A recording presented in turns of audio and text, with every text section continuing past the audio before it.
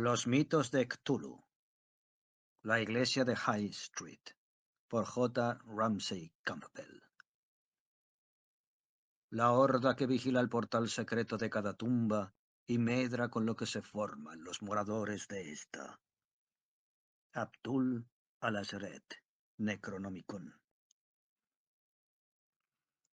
De no haberme empujado las circunstancias, jamás habría visitado Temple, pero andaba mal de dinero, y al recordar que un amigo mío que vivía allí me había ofrecido trabajo como secretario suyo, empecé a desear que dicho puesto siguiera vacante. Desde luego no me parecía fácil que mi amigo hubiera encontrado un secretario permanente, o cuando menos duradero. Themhill es un pueblo de muy mala fama, y a poca gente le agradaría vivir en él. Alentado por esta esperanza, un día metí en un baúl mis pocos bártulos, los cargué en un cochecito deportivo que me había prestado un buen amigo mío que ahora andaba de viaje, y salí muy temprano de Londres, antes de que empezara el ruidoso tráfico de la ciudad. Y así abandoné el edificio carcelario y el siniestro callejón trasero donde había estado hospedado. Mi amigo, que se llamaba Albert Young, me había contado muchas cosas de Themhill y de las costumbres de sus habitantes. Era un pueblo muy antiguo y en plena decadencia, situado en la región de Castwold. Él llevaba allí varios meses. Había ido para documentarse sobre ciertas creencias y supersticiones que perduraban en la localidad. Con el material que obtuviese, pensaba redactar un capítulo entero del libro sobre la brujería que tenía entre manos. Como no soy supersticioso, me chocó que gentes aparentemente normales procurasen evitar Themhill siempre que podían, no porque fuese mal lugar, según Young, sino más bien por un temor nacido de los extraños rumores que corrían por esa región. Quizá yo también me hubiese dejado impresionar por tales habladurías, pues el caso es que a medida que me adentraba en esa zona, el paisaje me iba pareciendo más inquietante. Las suaves colinas de Cotswold y las aldeas de casas de madera y techo de paja se sustituyeron por llanuras áridas y tristes, casi desiertas, cuya única vegetación la constituían unos hierbajos grises y enfermizos y algún que otro roble hinchado y nudoso. Algunos parajes me llenaron de viva intranquilidad. Por ejemplo, hubo un momento en que la carretera se ciñó a un riachuelo de aguas estancadas, cubiertas de espuma y verdín, que distorsionaban grotescamente el reflejo del paisaje. Luego tuve que tomar una desviación que atravesaba una ciénaga cubierta de árboles inmensos, y más adelante llegué a un punto en que el camino se hundía bajo una ladera casi vertical, donde crecía un bosque de aspecto primitivo. Las ramas de los árboles se extendían sobre el camino como millares de manos nudosas y torcidas. Young me había escrito varias cartas hablándome de ciertas cosas que había leído en viejos volúmenes. Una vez recuerdo que mencionó un olvidado ciclo mitológico que habría sido preferible desconocer. También citaba de cuando en cuando nombres extraños y sonoros, y en sus últimas cartas, fechadas varias semanas antes, daba a entender que en Campside, Breachester, Stevenford, Godswood y Themhill, y quizá en otros pueblos de la región, aún se rendía culto a ciertos seres transespaciales. En su última carta me hablaba de un templo consagrado a Yog-Sothoth, que se hallaba emplazado en el mismo lugar que una iglesia de Themhill, donde antiguamente se habían practicado monstruosos rituales. Se decía que este templo había dado origen no solo al nombre de la aldea, que sería entonces una corrupción de Temple Hill o Colina del Templo, sino a la aldea misma, que al parecer fue creciendo en torno a la colina donde se alzaba la iglesia. También se decía que en ella había ciertas puertas que, una vez abiertas mediante conjuros ya olvidados, darían paso a antiquísimos daimones procedentes de otras esferas. Según me escribió mi amigo, existía una leyenda espantosa relativa a la misión de tales demonios, pero no quiso referírmela, por lo menos hasta no haber visitado el supuesto emplazamiento terrenal de aquel templo de otra dimensión. Nada más entrar en las viejísimas calles de Themhill, empecé a lamentar mi repentina decisión. Si entre tanto Young había encontrado secretario, me iba a resultar difícil volver a Londres. Apenas tenía dinero para pagarme el hotel, el cual, dicho sea de paso, ofrecía un aspecto muy poco seductor, según comprobé al cruzar por delante. Tenía un porche torcido, y la fachada estaba llena de desconchados. A la puerta había varios viejos de pie, con la mirada perdida y el aire ausente. Los otros sectores del pueblo no eran más tranquilizadores. Muy en particular, me impresionó esa escalinata que subía por entre ruinas verdosas y muros de ladrillo hacia el negro campanario de una iglesia que se alzaba en medio de un campo de lápidas descoloridas. De todo Hill, sin embargo, lo más impresionante era el barrio sur. En Wood Street, que entraba en el pueblo por el noroeste, y en Manor Street, donde terminaba la pendiente boscosa, las casas eran de piedra y se hallaban bastante bien conservadas. Pero alrededor del tétrico hotel, o sea, en el centro de Hill, había muchas viviendas medio en ruinas, e incluso un edificio de 3 pisos, en cuya planta baja estaban instalados los almacenes generales Pool, que tenían la techumbre hundida. Al otro lado del puente, más allá de la céntrica plaza del mercado, se extendía Cloth Street, y al final de esta, pasados los caserones deshabitados de Wool Place, se encontraba South Street. Allí vivía Young, en una casa de 3 pisos que había comprado a bajo precio, reformándola después a su gusto.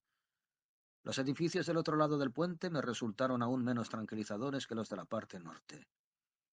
Después de los grises almacenes de Bridge Lane, venía una serie de viviendas de ventanas rotas y fachadas remendadas, pero habitadas todavía. Unos niños desgreñados y sucios miraban con resignación desde los miserables umbrales de sus casas, o jugaban en el cieno amarillento de un descampado. Imaginé los sórdidos cuchitriles donde vivirían sus familias. La atmósfera del lugar me deprimía. Era como una ciudad muerta, habitada por espectros. Me metí por South Street entre 2 edificios de 3 plantas y buhardilla. Young vivía en el número 11, al otro extremo de la calle. El aspecto de su vivienda me llenó de malos presentimientos. Tenía cerradas las contraventanas, y del dintel de la puerta colgaban abundantes telarañas. Estacioné el coche junto a la acera. Crucé el césped salpicado de hongos y subí en 2 saltos los 4 escalones del porche. La puerta se abrió, nada más tocarla, dejando a la vista un lóbrego recibimiento. Llamé en voz alta y toqué a la puerta, pero nadie contestó. No me atreví a entrar. No había huella alguna en el polvo del umbral, recordando que Young me había hablado en algunas de sus cartas de las conversaciones que había sostenido con su vecino del número 8. Decidí recurrir a él para que me informase acerca de mi amigo. Crucé la calle y llamé a su puerta. Se abrió casi inmediatamente, aunque de manera tan silenciosa que me asustó. El propietario era un hombre alto, de pelo blanco y ojos oscuros. Vestía un raído traje de mezclilla. Lo que más impresionaba en él era su aire antiquísimo, que le daba el aspecto de una reliquia de épocas pretéritas. No cabía duda de que se trataba de John Clothier. Mi amigo me lo había descrito como un hombre bastante pedante y extraordinariamente versado en todo lo que se refiere a la antigüedad. Cuando me presenté y le dije que estaba buscando a Albert Young, palideció y dudó un instante antes de invitarme a pasar. Me pareció oírle murmurar que él sabía dónde había ido, pero que yo probablemente no lo creería. Al fin, me guió por el oscuro recibimiento hasta una sala amplia, iluminada tan solo por una lámpara de aceite que había en un rincón. Me señaló una butaca junto a la chimenea. Sacó su pipa, la encendió y sentándose frente a mí comenzó a hablar con repentina precipitación. Yo he hecho juramento de no hablar, dijo. Por esta razón, lo único que podía hacer era advertir a Young que lo dejara estar y se marchase de este lugar. Pero no me hizo caso, y usted no encontrará ya a su amigo. No me mire así, es la verdad. Ya veo que tendré que contarle a usted más cosas que a él. De lo contrario, tratará usted de buscarle y se encontrará con algo muy distinto. Sabe Dios lo que me pasará después a mí. Cuando uno se ha vinculado a ellos, ya nunca puede hablar de eso con los demás. Pero no puedo permitir que otro emprenda el mismo camino que Young. Según mi juramento, yo debería dejarle que fuera allí, pero sé que de todos modos un día u otro acabarán conmigo. ¿Qué más da? Márchese antes de que sea demasiado tarde. ¿Conoce la iglesia de High Street? Tardé unos segundos en recobrarme de la sorpresa. Por fin dije, si se refiere usted a la que está cerca de la plaza, sí, la he visto. Ahora no se usa como iglesia, continuó Clothier. Allí se celebraban determinados ritos hace tiempo. Estos ritos dejaron sus huellas. ¿Le ha contado Yang por casualidad algo sobre un templo que había en el mismo lugar que ahora ocupa la iglesia, pero en otra dimensión? Sí, por la cara que pone ya veo que sí. Pero ¿sabe usted que se celebran todavía ritos en épocas propicias para abrir las puertas y dejar paso a los del otro lado? Pues es cierto. Yo he estado en esa iglesia y he contemplado esas puertas abiertas en medio del aire, a través de las cuales he presenciado cosas que me han hecho gritar de horror. He tomado parte en ceremonias y rituales que harían enloquecer a los no iniciados. Y mire usted, Mr. Dodd, la verdad es que en ciertas noches señaladas, aún acude a esa iglesia la mayor parte de la gente de Temple. Casi convencido de que el señor Clothier no andaba bien de la cabeza, le pregunté impaciente, ¿y qué relación tiene todo esto con el paradero de Young? Mucha, continuó Clothier.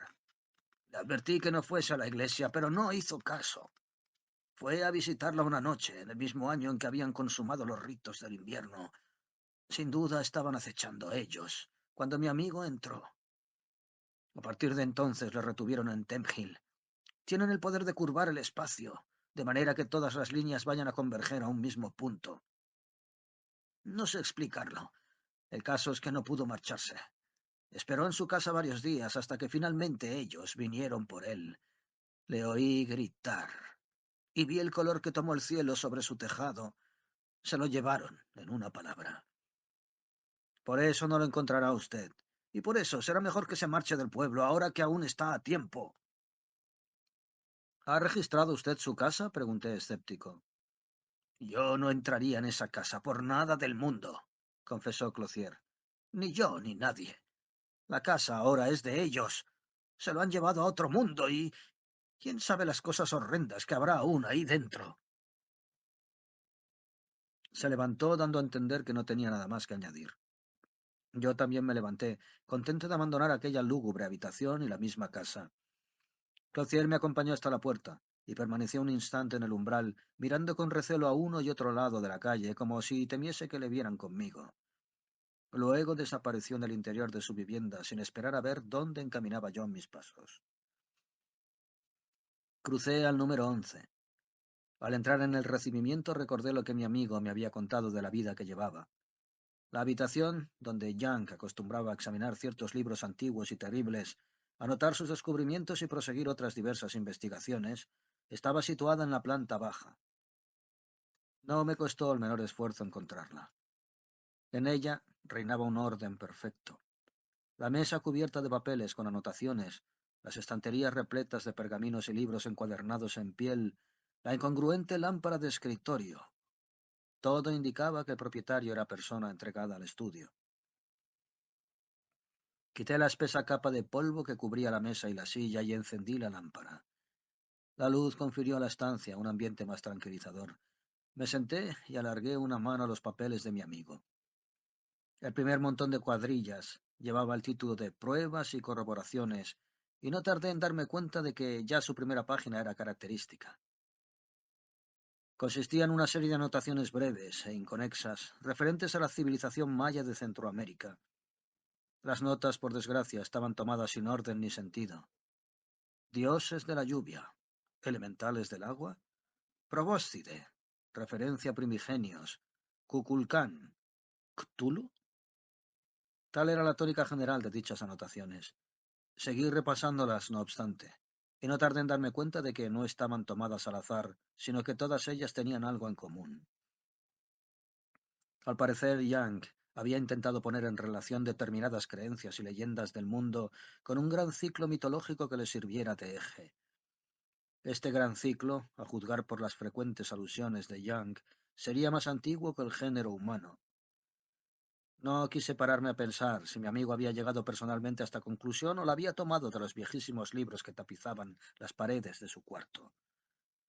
Me pasé horas enteras estudiando los resúmenes de Young sobre el citado ciclo mitológico. Allí leí cómo Cthulhu había venido de un espacio inconcebible, situado más allá de los lejanos confines de este universo, y supe de civilizaciones polares y de abominables razas infrahumanas que procedían del negro Yugoth, que tiene su órbita en el límite de nuestra dimensión. También tuve conocimiento de la espantosa Leng, de su sumo sacerdote que encerrado en un monasterio tiene que llevar cubierta la parte de su cuerpo que correspondería a su rostro, y de otra infinidad de blasfemias que apenas se sospechan en el mundo, salvo en determinadas regiones, donde se sabe que son verdad. Me enteré de cómo había sido Azathoth antes de que dicho caos nuclear fuese despojado de voluntad e inteligencia. Y leí lo que contaban del multiforme Nyarlathotep, de los aspectos que puede asumir el caos rampante, aspectos que jamás hombre alguno se atrevió a describir, y de cómo se puede vislumbrar un dole, y del aspecto que presenta si se sigue la técnica adecuada. Me horrorizó la idea de que leyendas tan espantosas pudieran aceptarse como verdad en algún rincón de un mundo supuestamente equilibrado. Con todo, la forma de manejar Young este material indicaba que tampoco él permanecía escéptico a este respecto. Aparté a un lado el montón de cuartillas y al hacerlo moví la carpeta de escritorio. Bajo ella apareció un manuscrito de pocas páginas con el título siguiente: Sobre la iglesia de High Street. Recordando las advertencias de Clothier, lo tomé en mis manos para hojearlo. Había dos fotografías prendidas en la primera página. El pie de una de ellas rezaba así: Fragmento de mosaico romano, Ghostwood. El de la otra decía: Reproducción del grabado de la página 594 del Necronomicon. La primera representaba un grupo como de acólitos o sacerdotes encapuchados depositando un cadáver ante un monstruo acurrucado. La segunda era una reproducción algo más detallada de esa misma criatura. El monstruo en sí era tan absolutamente ajeno a cualquier ser de nuestro planeta que me es imposible describirlo. Era de forma ovalada, pálido y reluciente, sin más rasgos faciales que una hendidura vertical, acaso la boca rodeada de arrugas córneas. Igualmente carecía de miembros. En cambio, había algo en él que sugería una capacidad plástica de formar órganos o miembros a voluntad. Indudablemente se trataba de una fantasía morbosa nacida de algún cerebro enfermo. Aun así, ambas ilustraciones resultaban tremendamente impresionantes. En la segunda página, escrita con esa letra de Young que me es tan familiar, figuraba una leyenda local en la que se venía a decir que los mismos romanos que diseñaron el mosaico de Ghostwood habían practicado ciertos ritos decadentes, sospechándose que algunos ritos de estos habían pasado después a formar parte de las costumbres de la religión, perdurando hasta la actualidad. Seguía un párrafo transcrito del Necronomicon. La Horda del Sepulcro no otorga privilegios a sus adoradores. Son escasos en poder, pues solo alcanzan a alterar dimensiones espaciales de pequeña magnitud y a hacer tangible únicamente aquello que en otras dimensiones nace de los muertos. Tendrán dominio y potestad donde quiera que fueren entonados los cánticos en loor de Yog-Sothoth, si es la época propicia. Mas pueden atraer a quienes abran las puertas que son suyas, en las moradas sepulcrales. No poseen consistencia en nuestra humana dimensión, mas penetran en la moral envoltura de los seres terrestres y en ellos se cobijan, y nutren mientras aguardan a que se cumpla el tiempo de las estrellas fijas y se abra la puerta de infinitos accesos, liberando a aquel que tras ella intenta destrozarla para abrirse camino.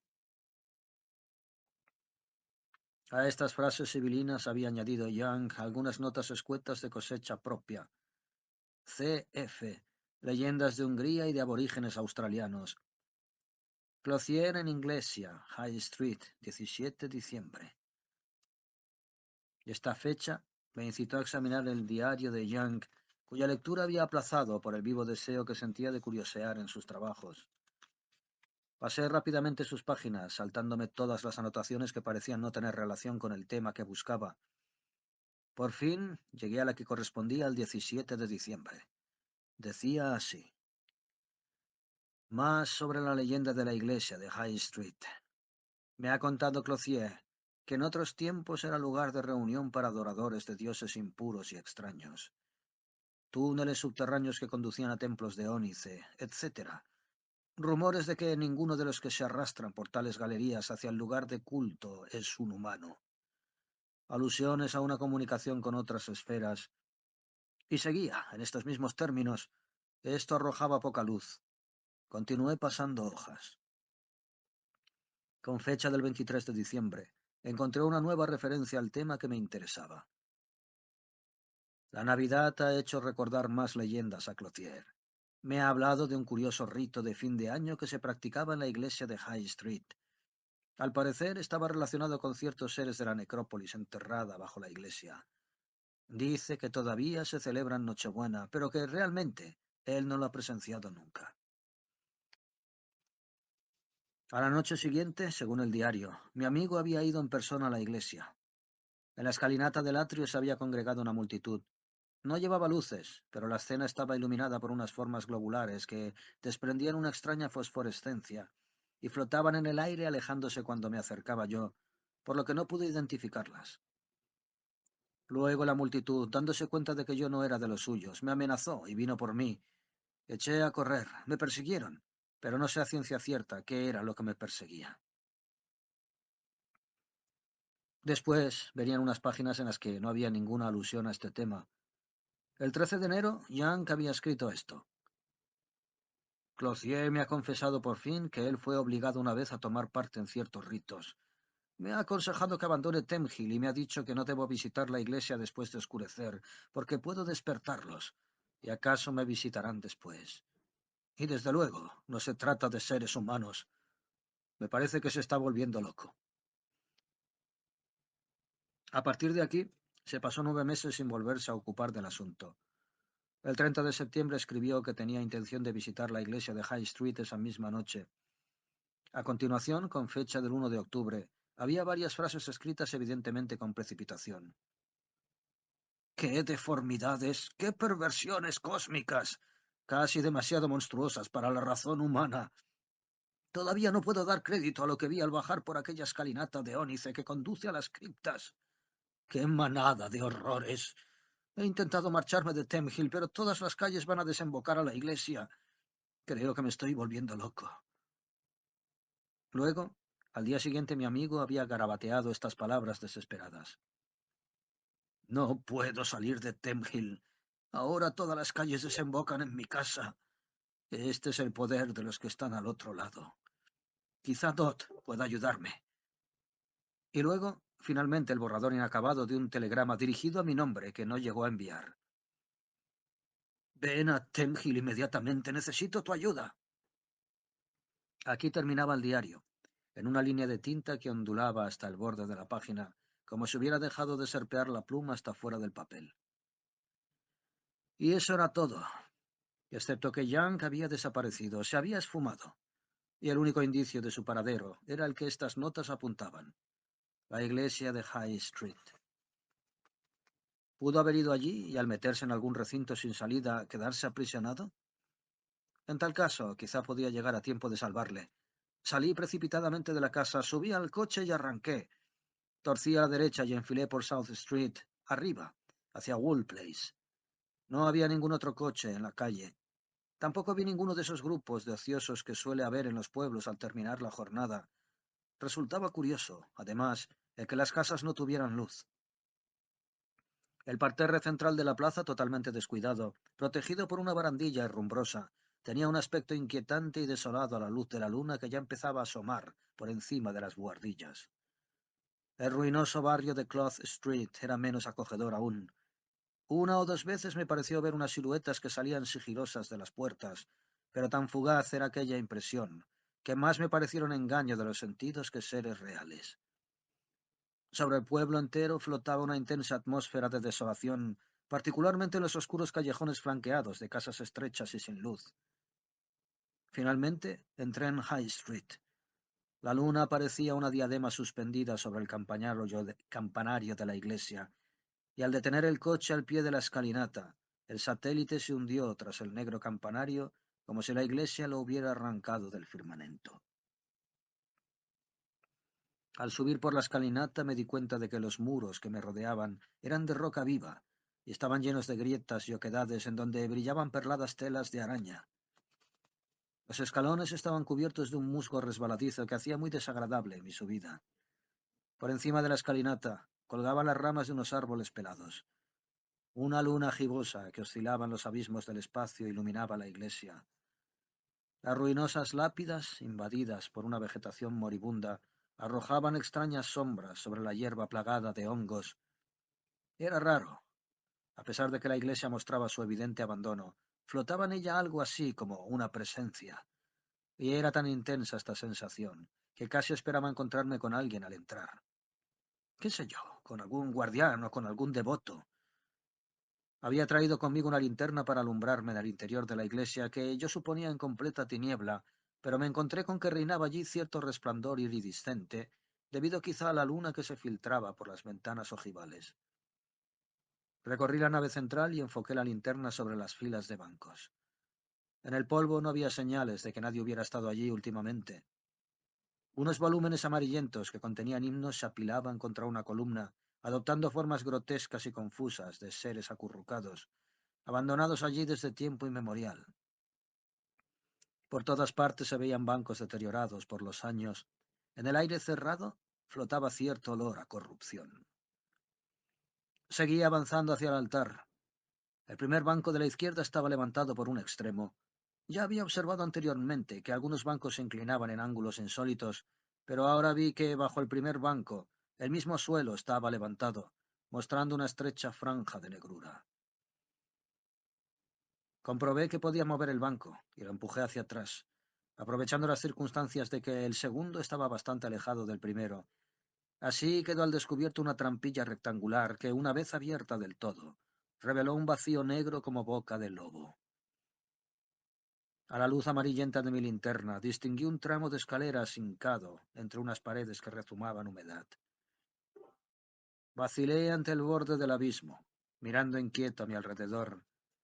Me decidí por fin y comencé a descender con la máxima cautela. No se oía más que un constante gotear en aquel túnel que se hundía en la tierra. Las paredes ceñidas a la escalera de caracol relucían perladas de gotitas. Unas sabandijas reptantes y negras, aterradas por la luz, escaparon veloces buscando refugio en las grietas. Al cabo de un tiempo, observé que los peldaños no eran ya de piedra, sino que estaban labrados en la tierra misma, y sobre ellos crecían unos hongos carnosos, hinchados y enfermos. El techo de aquel subterráneo, sostenido por arcos rudimentarios y endebles, me llenaba de un desasosiego invencible. No podía decir cuánto tiempo duró mi descenso bajo aquellos arcos inseguros. Finalmente, uno de ellos se prolongó en un túnel gris. A partir de aquí los peldaños, respetados por el tiempo, mostraban aún el agudo filo de sus bordes, porque estaban tallados en la misma roca, en una roca de extraño color que resaltaba a pesar del barro con que la habían manchado los pies que descendieran por allí. Con la linterna en alto, observé que la pendiente se hacía menos pronunciada, como si estuviese llegando al final de la escalera. Al darme cuenta, me embargó una sensación intensa de incertidumbre e inquietud. Una vez más me detuve a escuchar. No se oía nada, ni abajo ni arriba. Reprimiendo mis temores, me lancé adelante. Resbalé en un peldaño y bajé rodando lo poco que faltaba hasta el pie de la escalera. Al levantarme, me encontré con que había ido a parar junto a una estatua grotesca de tamaño natural que parecía mirarme como deslumbrada por el fulgor de la linterna. Con ella había otras 5 formando fila, y de cara a estas había otras 6 más, idénticas, igualmente repulsivas, esculpidas con tal arte que daban una impresionante sensación de realidad. Aparté la mirada, me levanté del suelo y enfoqué la linterna hacia las tinieblas que se abrían ante mí. Ojalá pudiera borrar de mi memoria lo que vi. Hasta el fondo, poblado de sombras, de aquellas bóvedas inmensas y bajas, se extendían interminables hileras de lápidas grises y en cada una de ellas, con la cara hacia el techo, yacía un cadáver amortajado. Y en los muros de la cripta se abrían nuevos arcos, de los cuales arrancaban otras escaleras de caracol que llevaban más abajo aún. Hacía inconcebibles profundidades subterráneas.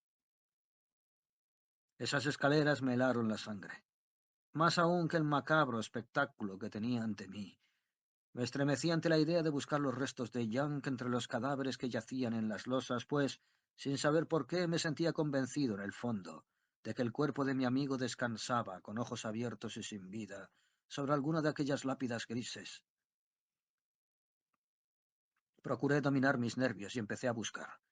Ya me había aventurado a caminar entre las filas de sepulcros cuando un sonido repentino me dejó paralizado. Fue un silbido que se elevó lentamente en la oscuridad, allá en el fondo, delante de mí. Luego sonaron unos ruidos más roncos y violentos, y fueron aumentando todos a la vez como si se fuese acercando la causa que los provocaba. Cavé la mirada aterrado en el punto de donde parecían provenir aquellos ruidos extraños. Sonó entonces como una explosión prolongada y apareció en las tinieblas, flotando. Un círculo de luz verdosa, pálida y difusa, de diámetro escasamente mayor que el de una mano. Esforzaba yo mi vista por distinguirlo, cuando el círculo de luz desapareció. Pero a los pocos segundos volvió a aparecer 3 veces mayor que antes, y durante unos momentos de pesadilla vislumbré a través de él un paisaje infernal y remoto, como si me hubiera asomado a una dimensión absolutamente extraña por una ventana abierta. Retrocedí espantado, y la luz se eclipsó. Pero al instante volvió a aparecer con brillo renovado, y entonces, en contra de mi voluntad, contemplé una escena que se grabó de manera imborrable en mi memoria. Era un extraño paisaje dominado por una estrella temblorosa. Por el cielo a la deriva navegaban unas nubes de forma elíptica. La estrella de la cual procedía el resplandor verdoso, derramaba su luz glauca sobre un paisaje de rocas negras, enormes, triangulares, dispersas entre inmensos edificios metálicos en forma de globos. Casi todos estos edificios parecían en ruinas. De su parte inferior habían sido arrancadas planchas enteras, dejando al aire las vigas mondas y retorcidas, fundidas parcialmente por alguna energía inimaginable. El hielo relucía con verdes reflejos en las grietas de las vigas, y de las profundidades de aquel cielo tenebroso caían grandes copos de nieve teñida de rojo, que iban a posarse en el suelo o entraban sesgados por las grandes hendiduras de las paredes. La escena se mantuvo durante unos instantes. De improviso surgieron del fondo unas formas vivas, horriblemente blancas, gelatinosas, que avanzaron a saltos grandes y torpes hacia el primer plano de la escena. Serían unas 13, y vi, helado de terror, cómo se acercaban al borde del círculo de la luz, y cómo, atravesándolo, se precipitaban en la cripta donde me encontraba yo. Eché a correr hacia las escaleras y como en un sueño vi saltar aquellas formas horrendas por entre las estatuas, y vi cómo se diluían los contornos de aquellas estatuas y cómo empezaban a moverse. Entonces rápidamente una de aquellas horribles criaturas se abalanzó sobre mí y sentí que algo frío como el hielo me tocaba en una pierna. Grité, y por fortuna me hundí en la negra noche de la inconsciencia. Cuando desperté, por fin, me hallaba en el suelo entre dos lápidas, a cierta distancia del lugar donde había caído. Tenía un sabor de boca horriblemente amargo. La cara me ardía de fiebre. Ignoraba durante cuánto tiempo había permanecido en el suelo, sin conocimiento. Mi linterna estaba aún encendida, donde había caído, la que me permitió distinguir a duras penas mi alrededor. El círculo de resplandor verdoso, ventana de pesadillas, había desaparecido. ¿Acaso mi desvanecimiento obedecía tan solo a los olores nauseabundos o al macabro espectáculo de este pudridero subterráneo? Entonces me di cuenta de la presencia de un hongo repugnante y extraño que, desparramado por el suelo, me había subido por la ropa, formando colonias. Lo cierto es que no lo había visto antes, y no sabía cómo pudo brotar así, aunque prefería no pensar en ello. Sentí tanto miedo al verlo que me puse en pie de un brinco. Agarré la linterna y me lancé a subir atropelladamente las tenebrosas escaleras por las que había bajado a ese pozo de horror. Trepé febrilmente, chocando contra las paredes, tropezando en los peldaños y en los 1000 obstáculos en que parecían materializarse las sombras. Por último llegué a la iglesia. Huí por la nave central, abrí de un empujón la puerta chirriante y bajé sin aliento la escalinata poblada de sombras hasta el coche. Intenté frenéticamente abrir la portezuela, pero el coche estaba cerrado. Lo había cerrado yo. Me rasgué los bolsillos, registrándome. En vano. No tenía las llaves. Las había perdido en aquella cripta infernal de la que tan milagrosamente acababa de escapar. Sin las llaves el coche quedaba inútil. Y por nada del mundo volvería a entrar a buscarlas en la embrujada iglesia de High Street. Dejé el coche. Corría por la calle dispuesto a tomar Wood Street y salir al campo abierto al azar, pues prefería ir a cualquier parte antes que al maldito pueblo de Temp Hill. Eché por High Street abajo hacia la plaza del mercado. La luz pálida de la luna se fundía con la de una farola alta y mortecina. Atravesé la plaza y me metí por Maynard Street. A lo lejos divisé los bosques en donde desembocaba Wood Street. La calle trazaba una amplia curva, después de la cual dejaría atrás Temp Hill. Me lancé a la carrera por las calles angostas sin preocuparme por la niebla que comenzaba a espesar, ocultando las laderas boscosas que constituían mi objetivo y desdibujando el paisaje que asomaba por encima de las casas. Corría ciego, desalado, pero no conseguía cortar la distancia que me separaba de las colinas, y de pronto vi horrorizado las siluetas destartaladas de las buhardillas de Cloth Street que debía haber dejado atrás hacía rato al otro lado del río. Un momento después, me hallaba de nuevo en High Street, ante los gastados peldaños de la iglesia maldita, junto al coche aparcado en la rotonda. Estaba temblando con todo mi ser. La cabeza me daba vueltas. Me apoyé en un árbol, tomé aliento y, sollozando de horror, con el corazón saltándome del pecho, me lancé otra vez hacia la plaza del mercado y crucé el río nuevamente. Oí atrás de mí una vibración espantosa, un silbido apagado que inmediatamente reconocí con indecible horror. Comprendí que estaba siendo objeto de una terrible persecución. No vi el automóvil que se acercaba. Solo tuve tiempo de saltar hacia atrás. El coche me arrolló, sin embargo, y perdí el conocimiento. Me desperté en el hospital de Campside. El coche que me había atropellado iba conducido por un médico que regresaba a Campside por Temp Hill. Él fue quien me sacó con un brazo roto e inconsciente aún de ese pueblo maldito. Escuchó mi relato, al menos lo que me atreví a contarle, y fue a Temp Hill a recoger mi coche, pero no lo encontró. Tampoco encontró a nadie que me hubiera visto a mí o a mi coche, ni halló los libros, los papeles y el diario que yo leí en el número 11 de South Street, último domicilio de Albert Young. De Clothier no halló ni rastro. El vecino de al lado le dijo que se había ido de viaje y que seguramente tardaría mucho tiempo en volver. Quizá tengan razón cuando dicen que he sufrido una alucinación progresiva. Quizá también haya estado delirando cuando, al recobrarme de la anestesia, sorprendí a los médicos cuchicheando sobre la forma en que aparecí en el camino para meterme bajo las ruedas del coche. Y hablando de esos hongos extraños que tenía pegados en la ropa, que me habían invadido la cara y se me adherían a los labios como si brotaran de ahí. Puede ser, pero ahora que ya han pasado meses y el solo recuerdo de Temp Hill me llena de aversión y de horror, ¿pueden explicarme por qué me siento irresistiblemente atraído por esa población, como si fuese la Meca hacia la cual debo orientar mi camino? Les he suplicado que me encierren, que me encarcelen, que hagan algo, y ellos se limitan a sonreír, a tratar de calmarme, a asegurarme que todo se resolverá por sí mismo. Argumentos necios, palabras tranquilizadoras que no me engañarán. Palabras inútiles y vanas frente a la atracción de Temp Hill y los fantasmales ecos de los silbidos que me invaden en sueños y aún despierto. Haré lo que debo hacer. Prefiero morir a seguir soportando este horror inenarrable.